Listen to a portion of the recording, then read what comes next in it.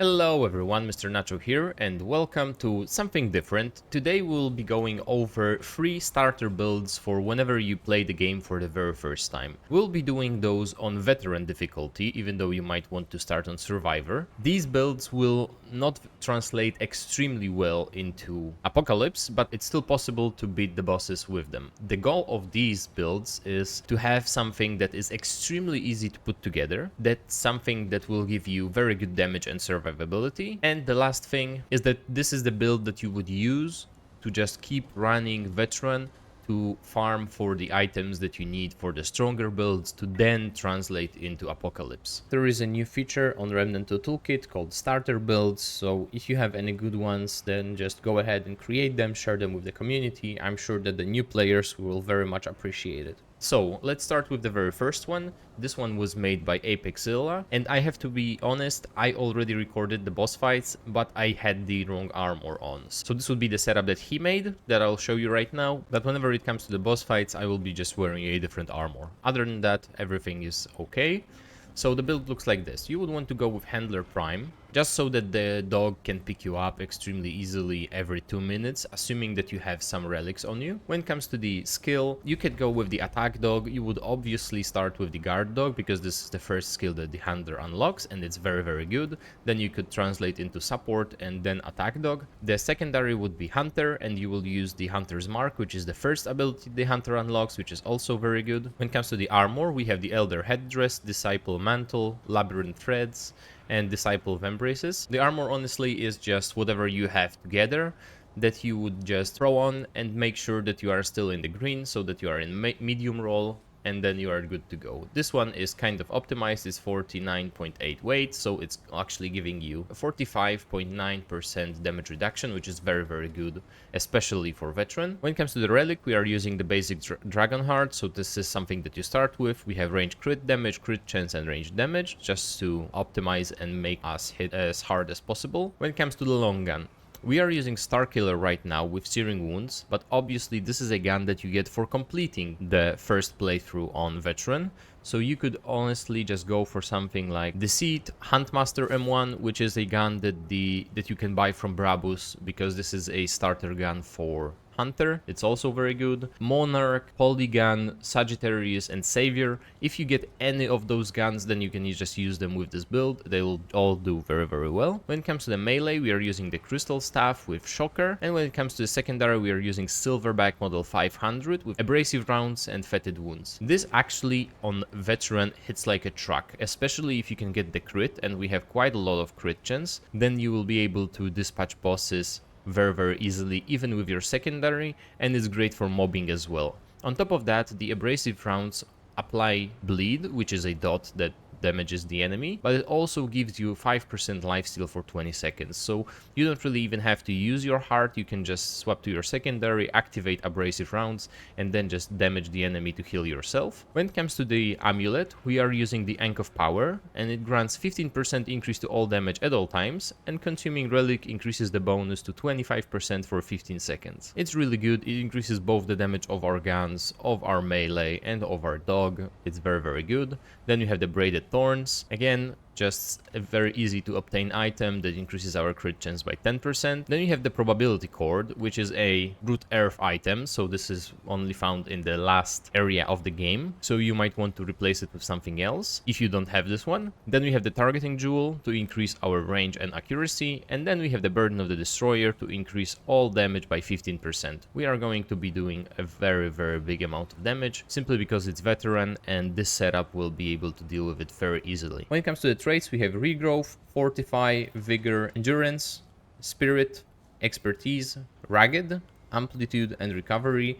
These are all quite easy to obtain, maybe except for Regrowth and Fortify, but all of the other ones are quite easy to obtain. If you don't have those two, then you could put points into Bark Skin, you could put points into Bloodstream. This would all be very good. Same with Resolute or Fitness or Handling. So here are the boss fights. Again, the armor set that I'll be wearing is different than the one that I'm showing you right now, but don't worry about it, everything else is the same. Last thing before we start is, if you have any good tips for players that are just starting the game, like they got it on Game Pass or they just bought it on sale on Steam, then please let me know in the comments below what would be the best guides and tips for new players, and let's get right into the boss fights.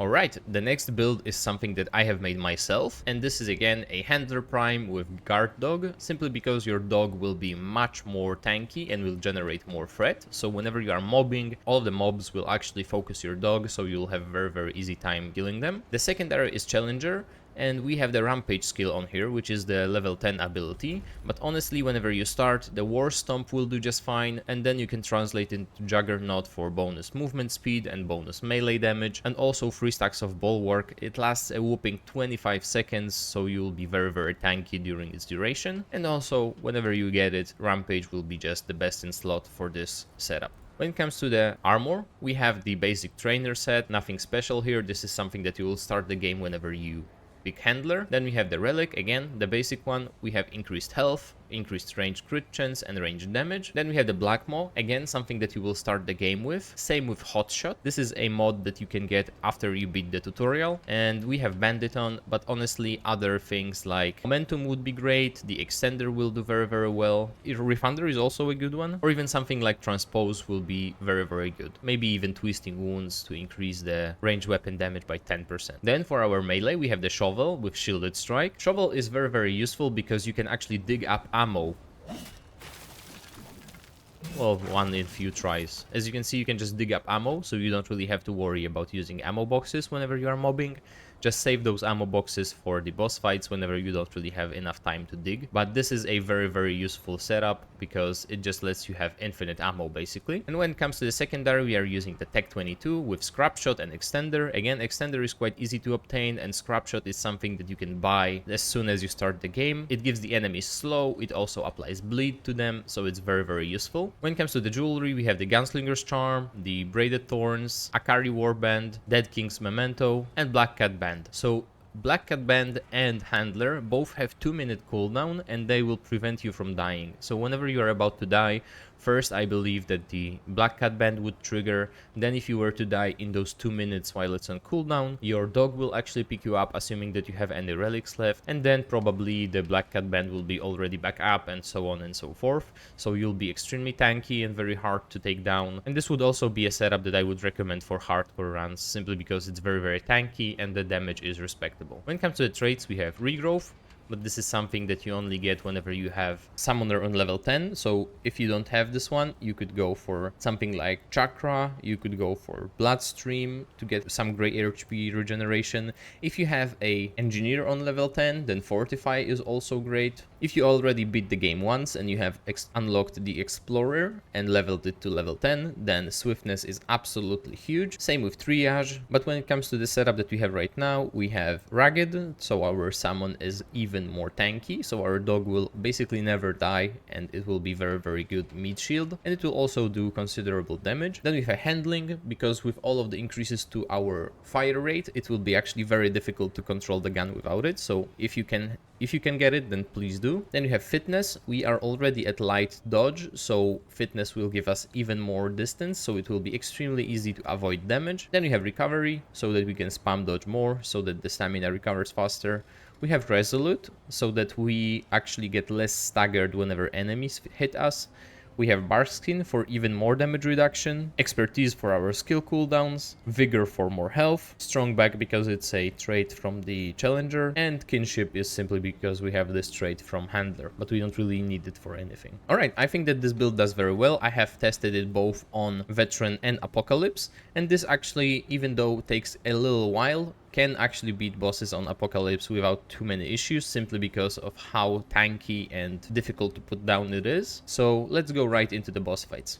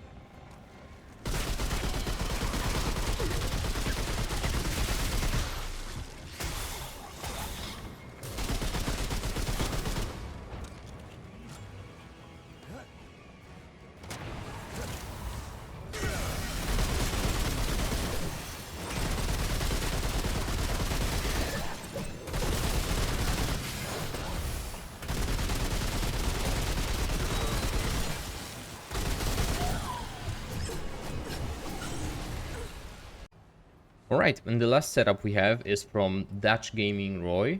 It's called the Peacemaker, and the setup looks like this. We have a main Gunslinger with Bullet Storm ability. If you have the... I'm not entirely sure what edition it was, but I'm sure that there was one edition that allowed you to start with Gunslinger. So if you have the option, then please go for it. If not, then it's actually very easy to unlock Gunslinger anyway. So you can start with Medic then. And we have Medic with the healing shield, the most powerful skill in my opinion. Then we have the full field Medic set. We have the basic heart with health, range crit chance and range crit damage. Then we have the Chicago typewriter, so the Tommy gun. It's also very easy to obtain. And again, hot shot and extender, very potent and useful options. Then we have the steel flail, so this is something that the Medic starts with reinvigorate. And the last one is the MP60R, again very easy to obtain and you can get it quite early with healing shot and bandit. Healing shot is very useful because it just allows you to heal in the fight without having to wait for your relic. That is actually quite a long time to use it. So the healing shot will be very powerful.